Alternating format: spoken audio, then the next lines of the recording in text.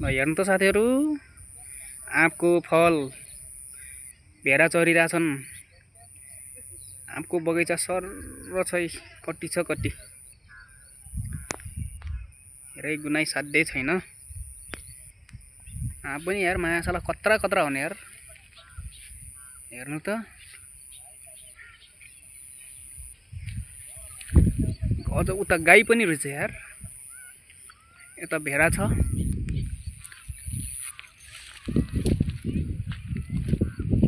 अनि ट्याक्क अपोजिटतिर फेरि समुद्र छ सर्र।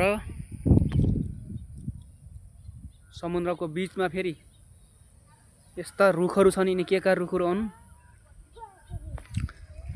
अनि यसो घुम्नलाई हेर्नलाई चाहिँ मजाको छ है ठाउँ चाहिँ, मन पर्यो मलाई चाहिँ।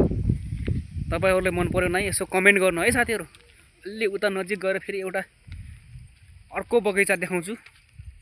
अर्को बगैँचा छ यता फेरि थोरै अगाडि।